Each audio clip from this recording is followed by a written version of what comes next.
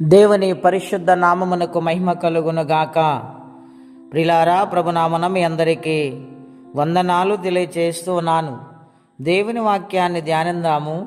యెషయా గ్రంథం 66వ అధ్యాయము 10వ వచనం.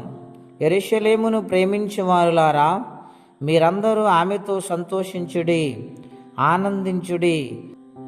ఆమెను బట్టి దుఃఖించువారులారా, మీరందరూ ఆమెతో ఉత్సహించుడి. ప్రియులారా, పరిశుద్ధాత్మ దేవుడి దినాన మనందరితో మాట్లాడుచున్న మాట, యెరూషలేమును ఆయన ప్రేమించమంటూ ఉన్నాడు. ఎందుకని యెరూషలేమును గురించి ఆయన ప్రత్యేకంగా మాట్లాడుతున్నాడంటే, యెరూషలేమును దేవుడు ప్రేమించారు గనుక, తన బిడ్డలైన వారిని ఆ దేశములో వర్ధిల్ల చేశాడు గనుక, ఆ దేశమును ప్రేమించమని ఇశ్రాయేలు ప్రజలతో దేవుడు మాట్లాడుతూ ఉన్నాడు.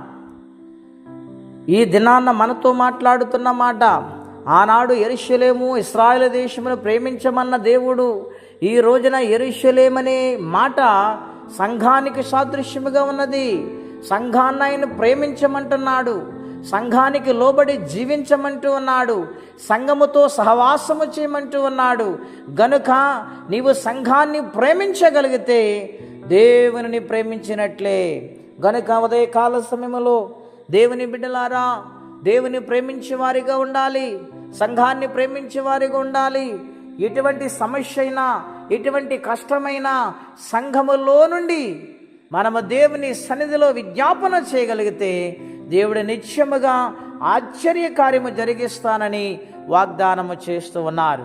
అలనాడు దావీదు యెరూషలేమును ప్రేమించాడు. ప్రియులారా, ఆయన ప్రేమించడం వలన తన జీవితాన్ని దేవుడు మార్చాడు.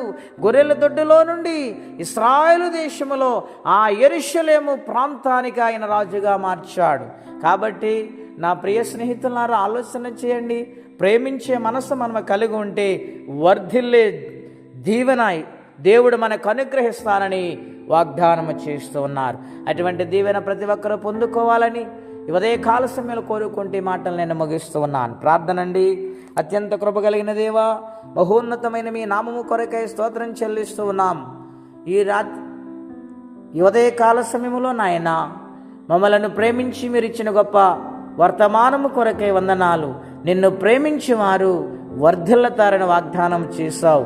అటువంటి ప్రేమతో ప్రతినిత్యము కూడా ప్రేమించే వారిగా, ఘనపరిచే వారిగా మా జీవితాలను ప్రభువా మీ అరచేతిలో తీర్చిదిద్దామని ప్రార్థిస్తున్నాము.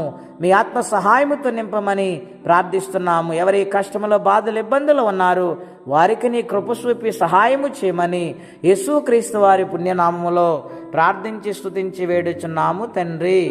ఆమేన్. దేవుడి నిండారుగా మనలను దీవించి ఆశీర్వదించి వర్ధిల్ల చేయునుగాక. ఆమేన్.